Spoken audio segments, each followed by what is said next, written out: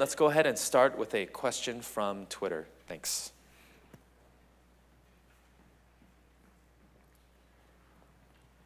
Okay, I guess I can read it.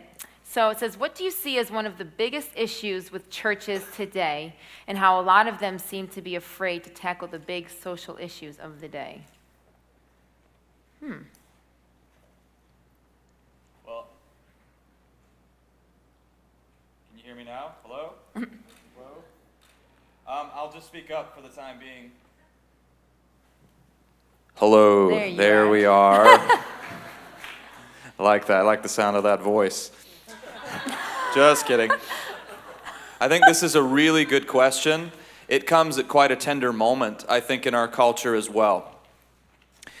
One of the problems, the major problems with the church that I see today, and something that really troubles me, and I know that the three of us have talked about this before too, and it troubles us, is first of all, the infighting we see in so many churches. There seems to be a lot of division in the church itself over issues that I think are quite petty, and sometimes over issues that really shouldn't be the dominant issues. Because when we're fighting with one another, it tends to take our focus off of what we need to be focusing on, which namely is Christ and His will. It's funny, when you set your eyes on Christ and making yourself His disciple and His apprentice, and you devote yourself to that, to trying to follow Him so that He permeates every dimension of your personality, then many of the petty differences tend to fall away. When we become united on that commitment, it tends to bring things into perspective. But when we lose that focus, we tend to major on the minors. And when we major on the minors, some of the major social issues outside the church, some of the issues that should be demanding our attention, demanding a response, are not being paid attention to, and we're losing focus. And I think when I first moved to the States, I came from Europe in 1998. It was quite an interesting experience for me, because I came to the South. I live in Atlanta, Georgia now, and one of the surprising features of the church culture in Atlanta, at least, that I came into contact with was that there, everybody was a Christian. No matter what you said, no matter what you did, no matter how you lived your life, it didn't matter. Everybody was a Christian. It was really my first contact with nominal Christianity. I'd come from Vienna, Austria, a place where people aren't so much atheist or agnostic as totally apathetic on the question of religion.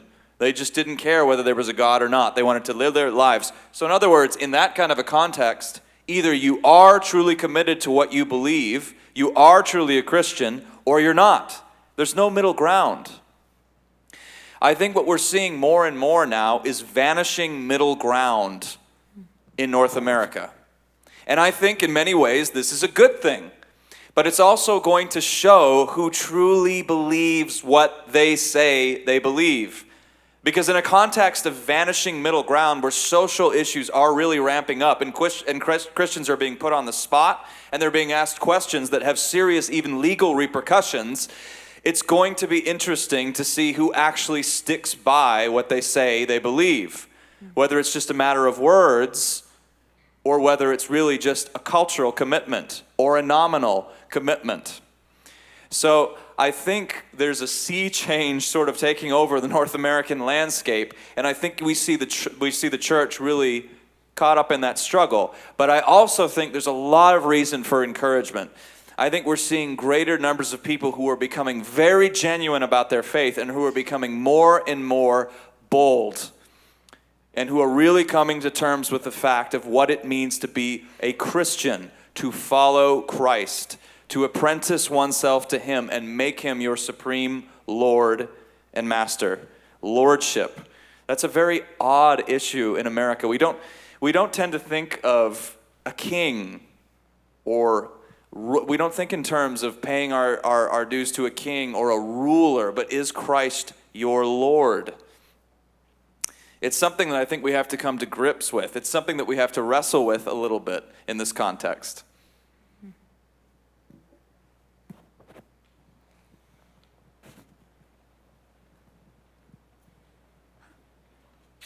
Hi. Hi.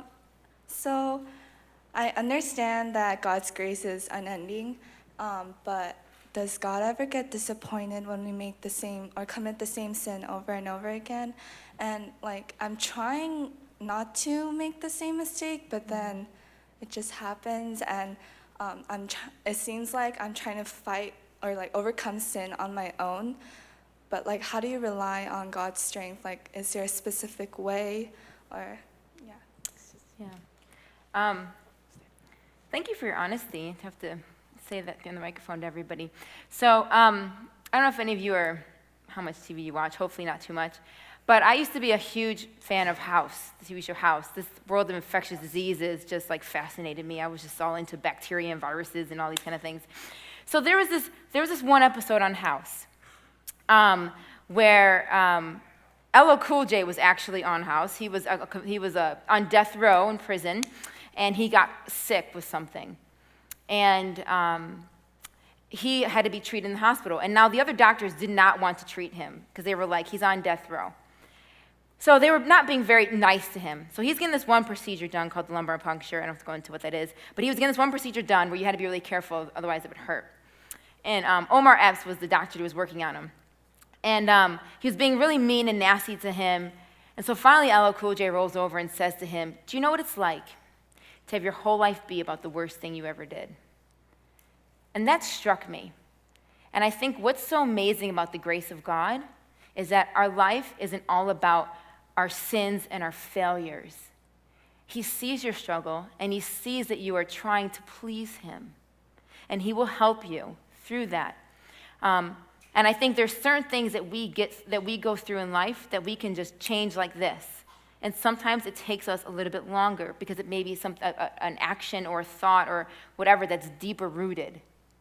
And so I think what happens is the danger in all of this is that while God is working with you and helping you to grow, is that you also can do the opposite, and you can start bringing like condemnation on yourself. And I'm horrible, and what's wrong with me, and I can't get it together, and God hates me, and all these kind of things. When really it's the opposite. His grace is enough for you, and he's patient with you, and he's kind, and he will continue to work in you to change you. And the fact that your heart, the fact that you're even in line asking this question is a demonstration of where your heart is, that, Lord, I want to please you, and I'm struggling with this, and can you help me?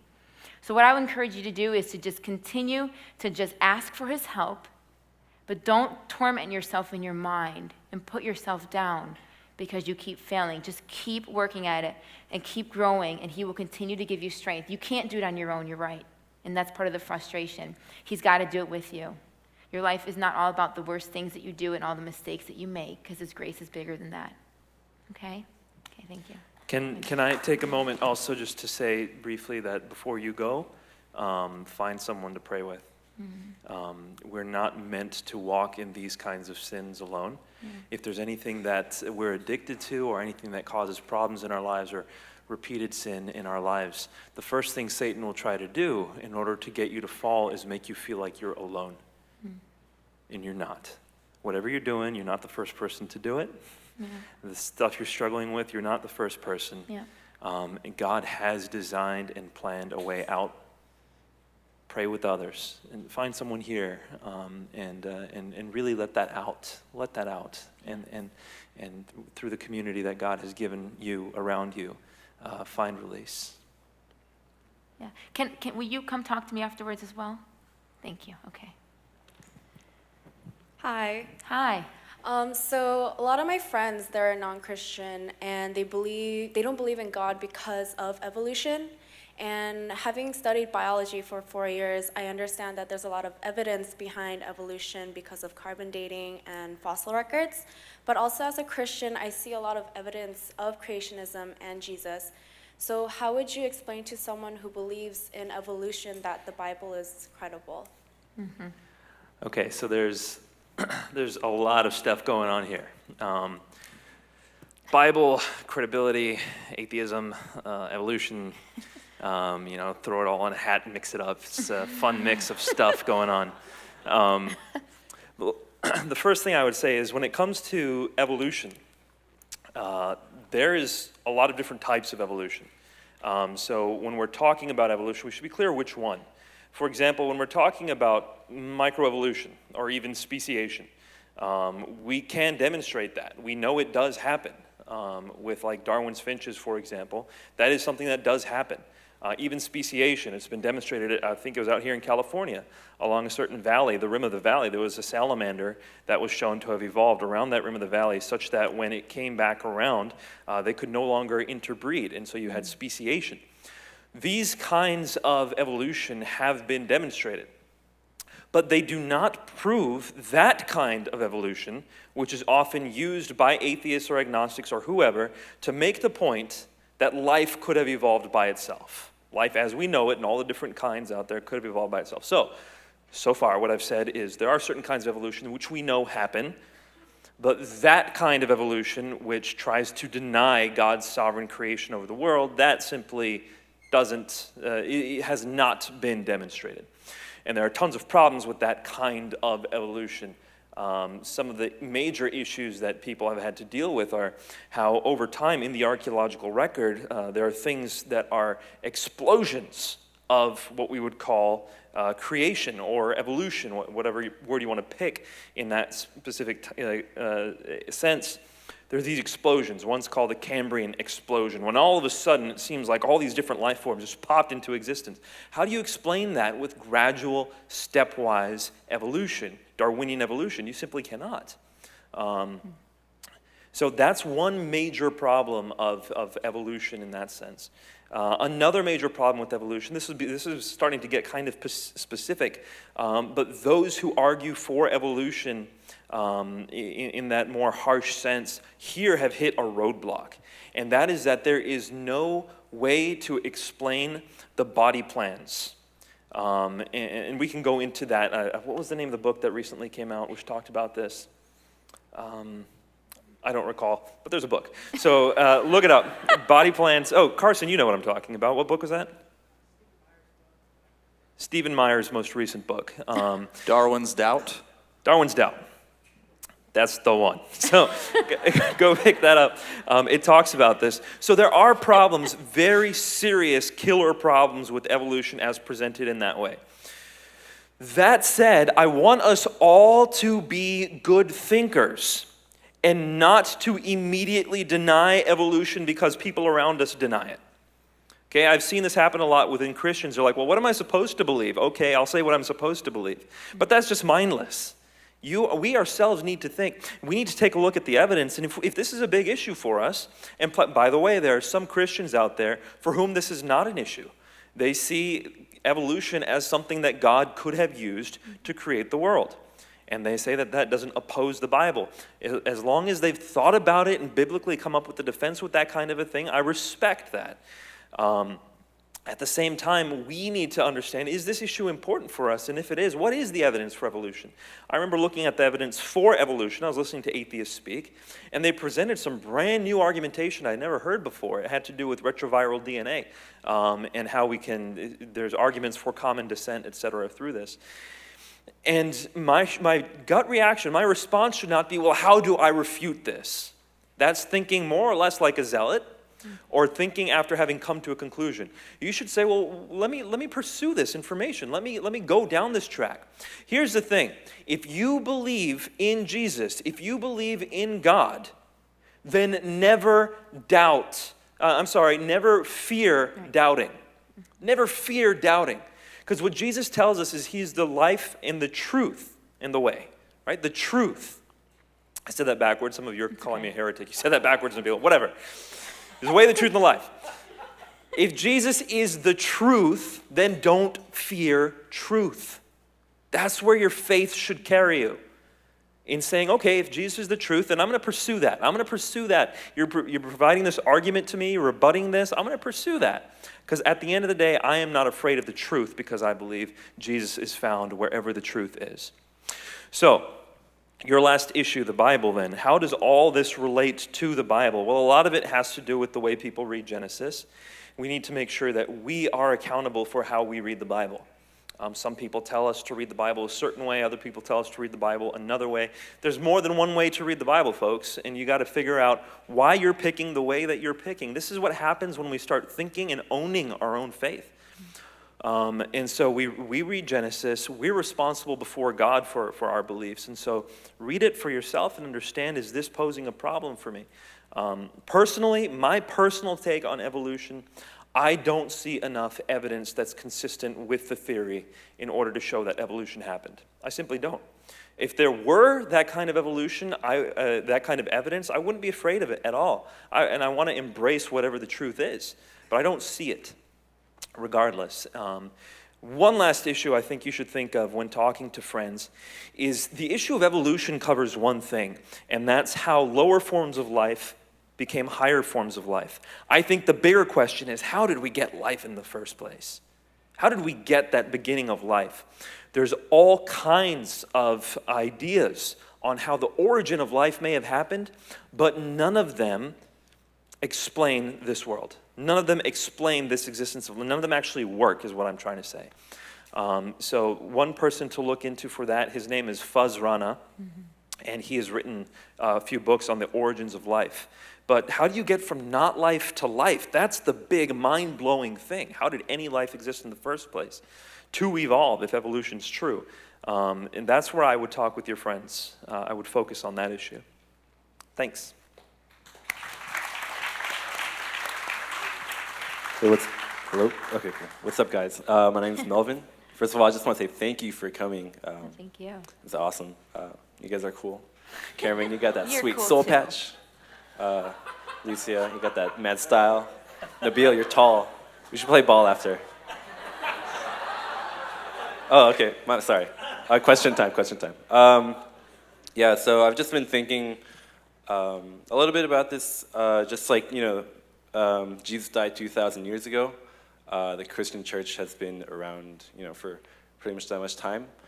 And yeah, so God is all-powerful. He can do anything he wants to. And beginning in Acts, the church was crazy, They'd see thousands of people coming to Christ and just community happening. And my question is, knowing that God's so powerful and the church can be too, and the body is, I guess, why over the past 2,000 years has the Christian body, why hasn't it been more, I guess, victorious in the sense of why isn't it this is the gospel, it's the most powerful thing in the world. Why isn't it dominating over nations, rather than being wars and all this stuff? Yeah, thanks. I'll just briefly comment on that, and then I'll allow my colleagues to comment. And I think it'd be helpful for the rest of the questions, if you do have someone in mind on who you want to answer it, identify that person, and then that will help. I would say one thing about the Christian faith flourishing is that it seems to flourish most when people are in distress, when people are not comfortable. The Christian faith is designed for those, I think, who've grappled with brokenness, grappled with destruction all around them, and are now coming to terms with that. We in the West are super comfortable. We're super self-reliant. And in that sense, we're prideful. When we pray the Lord's Prayer, give us this day our daily bread, we kind of fly over that. I can go to Safeway to get my daily bread. I really don't need to pray for it, but sure, God, you told me to, so I will. Whereas the Christian faith, for those who day by day are struggling, that is where I see power in the community. Of course, God's power is always there, but in the community. I remember in 2006, I think it was, 2007, I had a colleague who was studying with me at Biola, and he worked in Lebanon. He lived in Lebanon, and so he went back there, and then all of a sudden there was a war that broke out, and he wrote an email to us saying, pray, and some of us started responding saying, God, we pray that the war would end. His response came to us immediately saying, do not pray that the war will end. So that's not what we want. In times of war, people start turning to God. Pray that God would be made known through this war. And I just remember that had an indelible impact on me. So I think that's part of it. Early on in the Christian faith, you had a ton of people who were being persecuted. Things like the Diocletian Edict, where people were being sent to jail, being killed for having scriptures that they wouldn't turn in, etc. And the moment you see Christianity stop having that kind of power is when it the Roman Empire embraces Christianity, all of a sudden 50% of the Roman Empire is Christian, and now you don't see that anymore. It went from being a persecuted church to an unpersecuted church. So on the one hand, that was good for the Christians. On the other hand, all of a sudden you stop seeing that outpouring of the power of the Holy Spirit, at least recorded in some of those early church records. That's my take. If you guys want to briefly add. Yeah, and I'll just latch on to some of what Nabila said there. I think this is so good. It's amazing the way a crisis seems to strip stuff down to its bare essentials. I remember one of the writers I really like, Walker Percy, he talks about why is it that in the West in particular, as Nabila was saying, in cultures where we're comfortable, we sit around and we're generally quite shy, and it takes a lot when we meet new people to open up to them. But if a crisis happens, if something drastically bad happens, if there's a fire or you're on a plane and you're experiencing problems and you can feel it, all of a sudden you have this greater affinity for those around you. And all the petty social squabbles, all those minor differences tend to drift away, and you're reduced to just people together trying to hold on to each other in this time of crisis. So I think we see a similar theme here. When we're comfortable, when we're in a place where we are misled by the illusion that we can make it on our own resources, that we can take care of ourselves, we forget that we're actually suffering under a delusion of being self-sufficient. And sometimes it takes a crisis in our lives. Sometimes something awful happens to us, an illness, we lose somebody, and we suddenly realize how fragile life truly is, and how we are not in control, and how in the end we ourselves can't save ourselves. We can't control life, and that tends to remind us, if we are open to it and if we are honest, of our dependence and our reliance upon God. And in those moments, the Lord's Prayer takes on a whole new significance and meaning of praying that God will give us what we need, give us our daily bread, and deliver us from evil. And so I think it's true. I think oftentimes comfort, convenience, these are great things, but they are also dangerous. And I think this is why the church tends to flourish in a setting where we're reminded, or where we know, and there's no question about the fact that we're not in control, that we are not self-reliant, and that we can't make it on our own. So I think a very good question. I think it gets at the heart of so much of our unique struggles here in the North American setting as well. Thank you.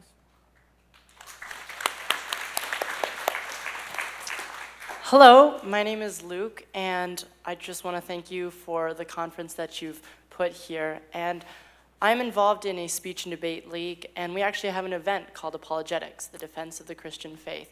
And I just wanted to ask you a question from one of the categories that we have to present about in our speech and debate competitions. And it is, how is Christian stewardship distinct from the environmentalist movement? Wow. How is Christian stewardship distinct from the environmentalist movement? I mean, just to throw a quick answer there, I think the Christian movement is focused around God, whereas the environmentalist movement is focused around the environment.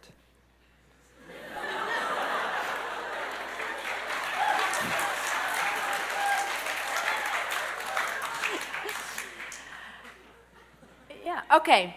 How can I clean this up? No, I'm joking, I'm totally joking. No, actually, I mean, I guess I actually would have to agree with Nabil. I mean, I think it's a difference of the Christian stewardship movement is focused on recognizing that there is beauty in what God has done, and therefore we want to protect it, and I'm grateful for it. I love nature. One of my favorite books of the Bible is Job, and several chapters of it are devoted to just God and talking about his amazing creation, and I love it. So I am a big supporter of that. However, I think with the environmental movement, I think what I wonder is, and this is kind of getting back to what I was maybe referencing in the talk, is what is the purpose of trying to save this environment if the world is just going to be destroyed anyways? So I see almost a sense of efforts and like a care and like almost like a reverence for something, but but there's nothing there that's given it reverence or honor in that sense. So I almost kind of wonder, have they just imposed a certain kind of value to the planet that their worldview doesn't hold? Whereas for me, although I don't think a tree is more important than a person, I am grateful for God's creation. I do think it's beautiful. And the Bible says the heavens declare the glory of God and the earth shows the work of his hands. So I definitely think it's beautiful in that sense. So, yeah. And that's what I was getting at. Yeah. What she said. When it comes to environmentalists, what you have from that perspective is the world that's around you is incidental. It's what's there. So let's take care of it. Whereas from the Christian perspective, we're given this world. You see in Genesis from the very beginning, the point of the world that man was given, that Adam was given, is to be steward over that. And so now we have imbued with purpose both our creation and the world around us.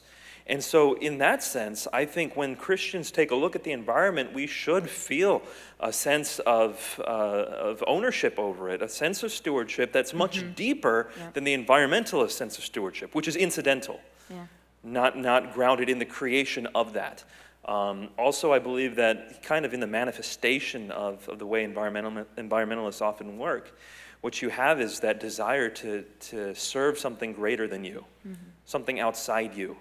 Same thing with people who go crazy for brand names. I don't know if any of you have ever been to Japan, but some people will just Adidas, everything Adidas, and they'll go running, and then I'm Adidas, or whatever, Nike or whatever. They just grab onto a brand or a sports team. We do that here, right? So certain sports teams, all about, what do we have in LA? Lakers? Lakers, LA Kings. The Kings, whatever, hockey. stop, yeah. So it's like just 100%, they try to latch on to something greater than themselves. And I think that's a natural human inclination. And in this case, it's manifested towards the environment. I think what it's supposed to point to is towards God. Latch on to something greater than ourselves. Well, the one thing that's eternal. So in that sense, I think we have a skew on the environmentalist. But I think the core of it is, once again, there's purpose here in the Christian perspective. And it comes from true value, not incidental value.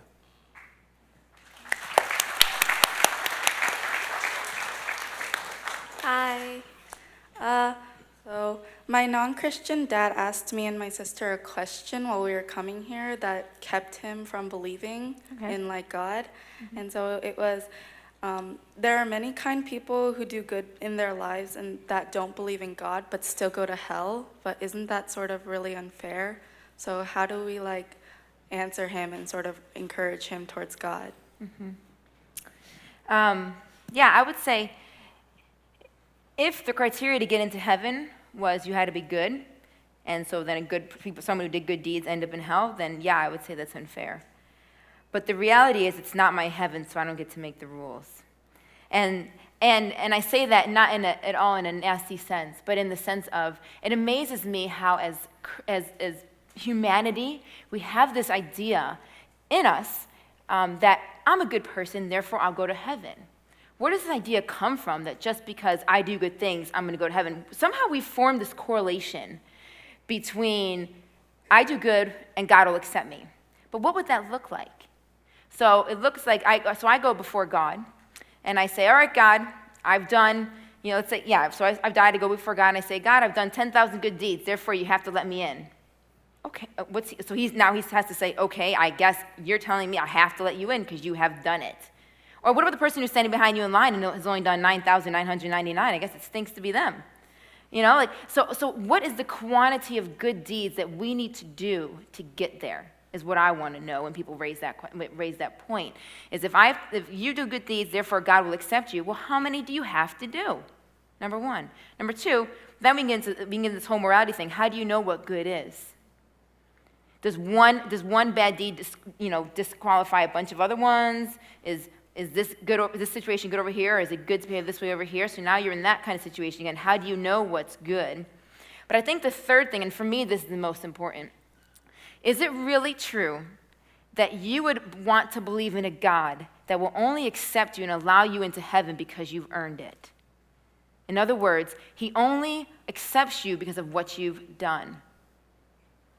So let's think about that in terms of our parents, right? When children are born, the labor process caused their mother a lot of pain, right? And they come out, and what does the mother say? I love you. Just for you are. You haven't done anything but cause me pain. You won't work for the next 18 years of your life. You won't work for the next 18 years of your life, You won't support us. I mean, we're going to have to put our time and our energy, and you're waking me up at night, but you know what? I love you anyway because you're my child. And that's the way God looks at us. You don't have to earn my love. What would we feel like if our parents said, okay, Mom, I did all these things today, your checklist of things. Now do you love me? Now do you love me? How would that make us feel to live a life like that? And this idea of that I'm good, therefore he'll accept me, means that you're essentially saying, I'm okay with serving a God who will only love me if I do certain things. And that's just not the Christian God. And it's definitely not a God I'd want to serve. So that's a great question. I mean, I hear it a lot. And so I just question people on how many good things do we have to do? How do we know what good is? And number 3, most importantly for me, I don't know if that's a God I want. I don't know if that's a heaven I'd want to go to. Because that certainly seems like it's a place of a God who really doesn't genuinely love me. So.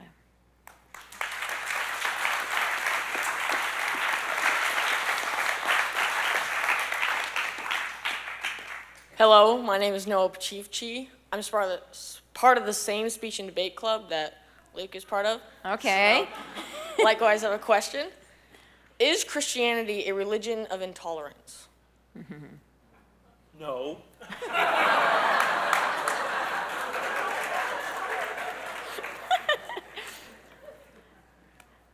I can go. Okay. I mean, I have to agree with Emil again and say, no, I don't think it is. No, I really genuinely don't, and this is why. For whatever reason, we have formed this idea that if you profess something as true, you're being intolerant to everything else. And just like we were talking about this morning when I was talking about truth, truth by nature is exclusive, okay? So truth, just by in and of itself, is going to exclude other things. So what Christians are doing is they're trying to share with people what they believe is true.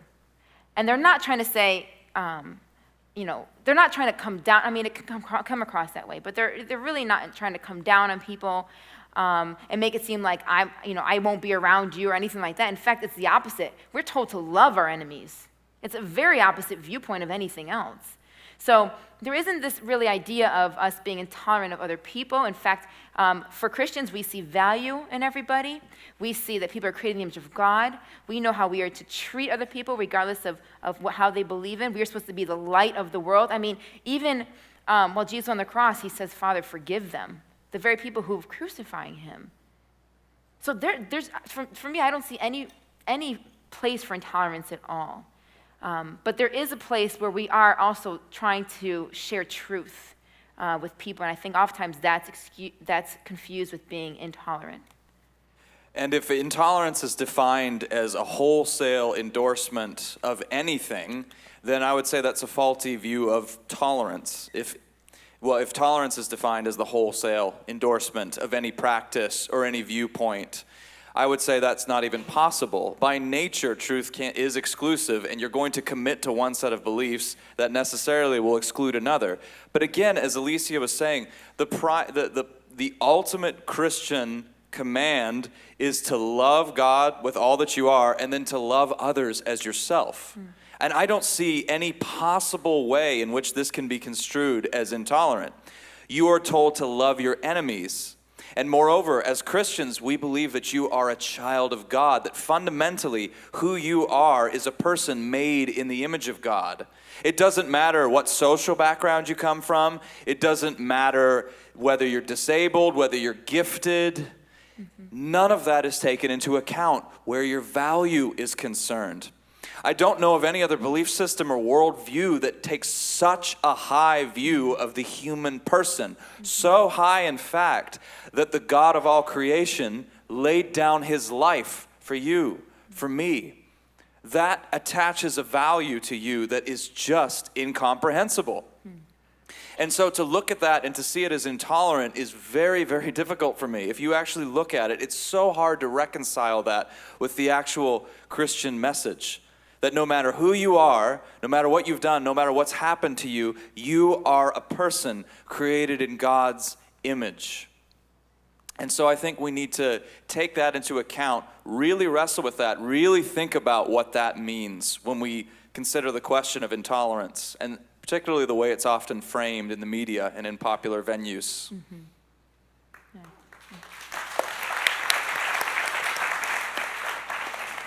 Hi, thank you so much for your time. Can you contrast the Christian view of man's destiny with that of Buddhism? Oh.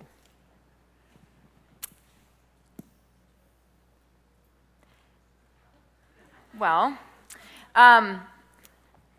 so with my limited Buddhist knowledge, the destiny of Christianity ultimately is to be united and reunited with their Creator, okay?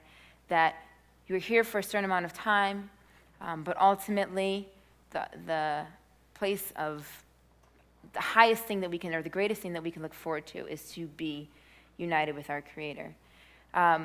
For Buddhism, it's more of reaching this particular place of enlightenment or freeing yourself from desires. And I guess in Christianity, it's almost the opposite in the sense of it's the complete fulfillment of everything you've ever wished for and everything you've ever wanted, because you finally get to meet him face to face. So I guess I would see them as reaching for two different things. One is, you are no longer searching or desiring anything, and that somehow reaches you to this ultimate enlightenment state. Whereas I desire very much so to see the face of Jesus. So. If I weren't a Christian, I would find Buddhism very compelling. Because Buddhism says essentially that life boiled down to its core is pain. And because life is pain, the problem is you have desires. The problem is you form attachments to things, to people, and that's going to cause you more pain. So what do you have to do? Get rid of your desires. And what do you ultimately have to do? Get rid of yourself, efface yourself, and achieve nirvana. So your identity, ultimately, in Buddhism, needs to be dissolved, and then you are truly free. But Christianity, far from that, does the absolute opposite. It says that your identity is rooted and fixed in who God has made you, and you are fundamentally made by God, for eternal communion with him, for his joy in you to be made complete. C.S. Lewis calls this the inconsolable secret of our hearts. And so oftentimes we go through our lives searching for this ultimate sense of fulfillment and joy. And when we look in all of these different places, we often look in all the wrong places. We become addicts in the process. We become so distraught and we become so disillusioned and we feel so betrayed that sometimes if we believe there is no God, if we conclude there is no God in our search, I can see how somebody would say, well, get rid of your desires. But as a Christian, I'm here to tell you that your desires are not misleading you. Your hunger for paradise means something. And we can learn something profound from it. This is why C.S. Lewis says, if I find in myself a desire for an experience which nothing in this world can satisfy, the most likely explanation is that I was made for another world. And what you want is to be recognized and loved for who you are. It's so interesting. You look into the lives of some of the people who are famous, who have achieved so much success, who have really seen their wildest dreams realized, and then they feel so broken and hurt when it doesn't do for them what they thought it would. I think of Kurt Cobain, a guy who I looked up to for so many years when I was in high school. And he said in his letter of suicide, he said, I used to love going up on stage. I would relish the roar of the crowd. I just fed off that energy and I loved it, but it's not enough anymore. It's not doing it for me. And I can't even begin to describe to you how guilty I feel about it. It's not enough. Because in the end, we're satisfied by nothing less than the King of all creation looking upon us and saying, well done, good and faithful servant. And so, as Alicia said, those desires reach their culmination and fulfillment in Christianity. But if not, then they feel like a total and cruel betrayal.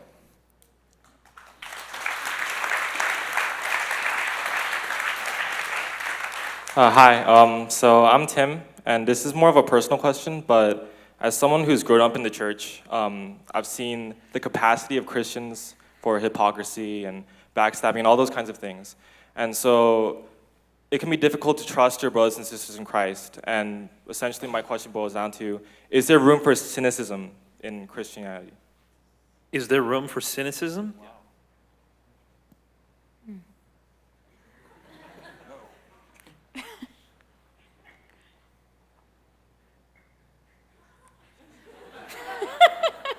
Don't give a cynical response, Nabil. I'm trying, man. I'm trying. I am interested to hear your opinion on this. We're two ends of the spectrum. I don't know if you've noticed this yet, but Cameron's like, I would be a Buddhist if I weren't a Christian because life boiled down to its core is pain. And I'm like, dude, life boiled down to its core is awesome. It's just like, we're just like two opposite ends here. So I'd be interested to see what your perspective is on this. One thing I would want to say, though, is that the thing about the church, the thing about the body of Christ, what's fascinating to me about it is that God has chosen this instrument in order to minister to the world. I don't know if you've noticed this yet or not, but he tends to work through people. He's placed you, he's given you certain gifts and skills, he's given me certain gifts and skills, and he works through people to reach others who are hurting. So somehow he uses us to do that, but at the same time, in order to get into this club, in order to get into the church, you have to admit you're a sinner. So if there's any place we can expect to find brokenness, it would be in a group of people who admit that they are broken. So when we come to a church, I would, especially a lot of people see the church as, their church. I would expect to see some people in that church who are not yet really Christian, for one. Some who, are still wrestling with their brokenness, their hypocrisy, their cynicism. They're still wrestling with that.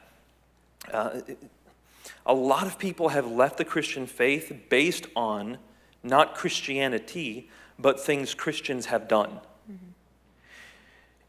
And I would encourage anyone who's in that position, said, my pastor hurt me, or my church hurt me, and those hurts are real hurts, and those pains are real wounds. I would encourage that person to think for a moment that they're broken people, whereas Christ has not hurt anyone. Was it Gandhi who said, I love Christianity, I hate... I love their Jesus. Right. Christians. Yeah, I like your Christ, I don't like your Christians. It's like, I like the idea of Christ. I like who Christ is. I like that person. But Christians have somehow mucked it up.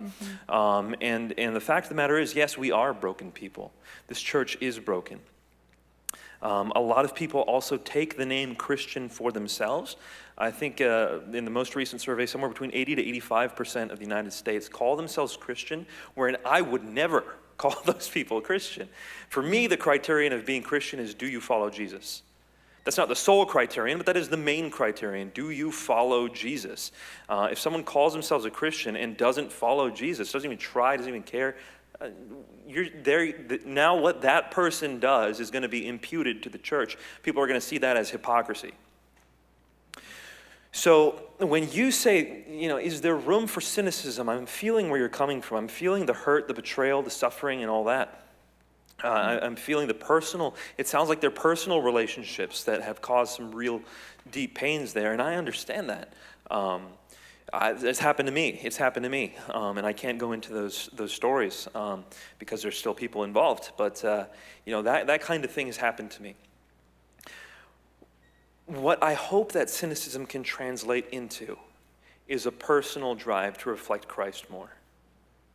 A personal drive to reflect Christ more. Because if we see the brokenness in somebody else, there's only so much we can do for that person. And quite often, if there was emotions involved, relationship involved, it's probably a good idea not to do anything there, but to instead embody grace. Instead, to make sure that we do not do that to others, or to the best of our ability, we don't lord things over other people. Oftentimes, pridefulness, or oftentimes an image of perfection is what causes others to fall. We got to make sure we don't do that. Part of our struggles as ministers, when we're handed microphones and put on a stage, is that we have to let people know that though we're speaking what we believe to be is true, we're not perfect people. We have to convey that too, because if we try to pretend like we're perfect before others, we can hurt people when we fall. I know there was this one church in Colorado where two major tragedies happened at the same time, both related. The first one was that the pastor was caught having multiple adulteries. This is one of the largest churches in Colorado. And so many people immediately became cynical, and many of them left the church. Well, some stayed, and out of those that stayed, a few weeks later, a 12-year-old in the congregation came with a gun and started randomly shooting people. And the reason why he was randomly shooting people is this exact thing. He felt like he had been betrayed by the church. So that one church underwent two major tragedies, one after another. So the cynicism, how do we process that? How do we translate that? We should let it drive us towards Christ. Get us on our knees to say, God, this pain I know is not right. I don't want to be the cause of this pain to others. Help me forgive.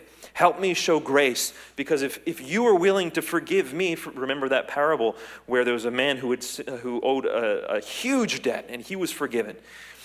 And yet he demanded that someone who owed him a small debt be thrown into jail. If we have been sinned against by someone and we feel angry at them and let that cynicism burn within us, then we are that slave, holding this other slave accountable when we've received so much forgiveness from God. I think there's a verse in Matthew chapter 7, it's either 16 or 21, somewhere around there, which says that unless you forgive, you will not be forgiven. And the idea here essentially is that if you receive true forgiveness from God, you will pour that forward to others. You'll see your own brokenness before His holiness, and then you'll look at other people's brokenness and say, I see myself in you. I see myself in you. So is there room for cynicism? My answer would be, brother, if it drives you to Christ, and only in that way. Otherwise, it will start eating at your heart, and it will be a poison to you. It'll be a poison to you. Forgiveness is expunging that, and grace is expunging that, and embodying Christ is then ministering to those around you through your pains.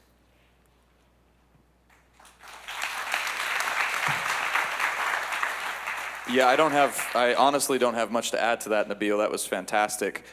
Yeah, just to say that cynicism, if it's unaddressed, I understand we need to be circumspect and realistic about the fact that we are dealing with human beings.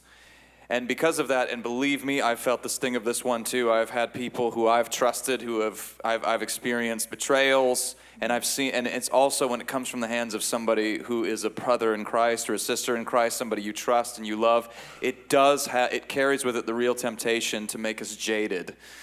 But cynicism, if it really takes root in your heart, can become a profound form of soul sickness. Just look at our culture. I think we're one of the most cynical cultures out there, because cynicism thinks it sees through everything and understands everything about human motives, sees through everybody and reduces everybody, and it closes you off from learning, from connecting with others, and oftentimes it can really end up isolating you, and it can calcify in your heart. And so if it acts as an initial goad to pursuing a higher degree of Christ-likeness, I think that's the only possible way, I think, that you could countenance cynicism. But it's something we have to be very careful with, because it doesn't take a whole lot before it completely infiltrates your thinking. It tends to take over the way you look at people, the world, human beings, and it can profoundly warp your understanding, because in spite of all of our brokenness and our mistakes, there are wonderful people out there. There are wonderful outpourings of the gospel. We were just reminded at one of our meetings recently that all around the world, the gospel is bearing fruit. Just look at China. There is so much to be encouraged about. The gospel has not lost any of its power. We carry this treasure in earthen vessels, yes, but it is a treasure. And the Lord, by His great grace, has allowed us, fallen as we are, to be messengers of light. And I think we need to concentrate all of our hope, all of our comfort into that marvelous fact. And I think that needs to really guide our perspective and our thoughts and the way we look at others and the world.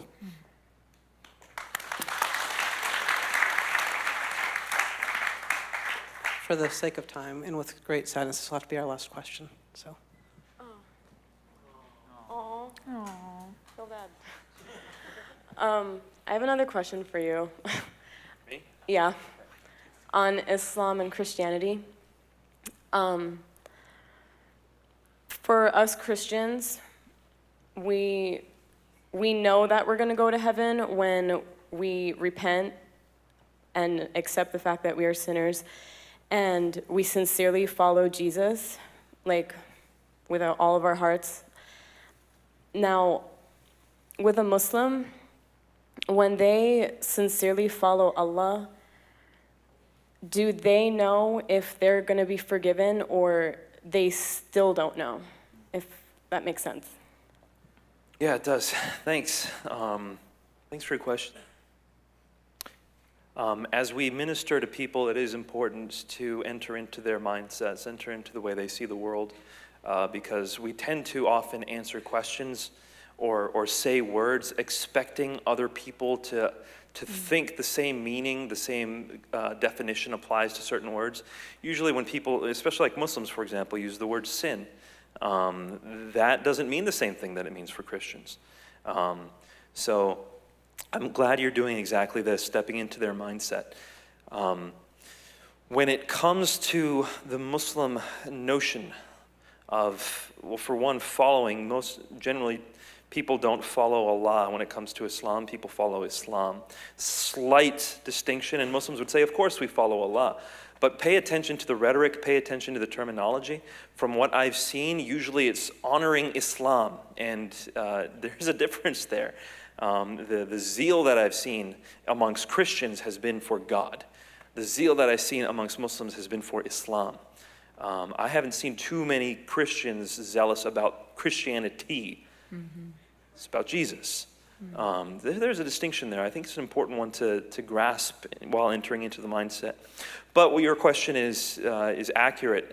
Generally speaking, traditional Orthodox Islam, Muslims could not have been assured of their salvation. There were a few circumstances in which you could. For example, if you had participated in certain battles with Muhammad, then you would have been allowed in, for example, the Battle of Badr. That was one. Another is if you die in jihad, then you would be assured of salvation. That was another. There are some other circumstances in folk Islam as well. Some Muslims believe that if you're on the Hajj, and you die in the middle of Hajj, then you'd go to heaven. So there's those. But traditionally, in the broad strokes, according to Islamic theology, no, you couldn't know if you were saved or not. One of the hadith by Muhammad's successor, Abu Bakr, according to him, he said, even if I had 1 foot in heaven, I would still fear the deception of Allah. In other words, if I have 1 foot in heaven, Allah could still rip me out and put me back in hell. That's a hadith, it's a tradition. And so generally speaking, that's been the view. Now, I do also want to point out that nowadays, Muslims kind of believe whatever they want. Especially in the US, they kind of take and mix and match whatever. And so I know a ton of Muslims who would now say, I'm assured of my salvation. But 20 years ago, you wouldn't have heard that. So it is important to ask the Muslims that are around you and that you're connecting with, what do they believe? That's an important one. But traditionally, that assurance of salvation only comes in very certain select circumstances, and they never really have it. I think that is a very interesting point, though. I have a friend whose parents, he comes from a Shia background, he's Muslim now, Christian now, and his parents would say to him that Ali had said, those who do good deeds out of fear of hell, wanting to get into heaven, they are like slaves, whereas those who do good deeds out of love for God are like true followers.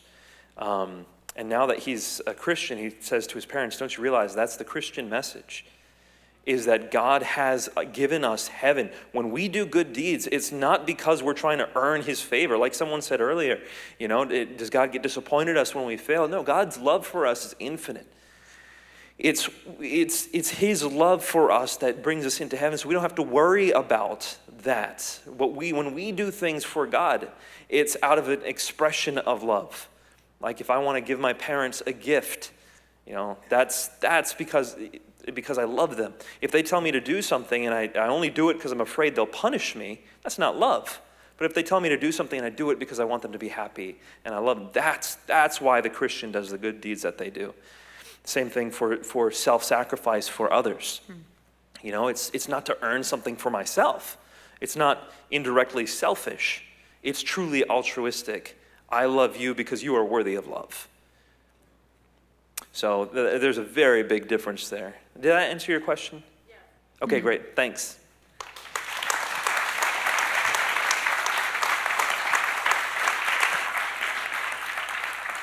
Let's give the speaker panel another hand. Thank you guys so much.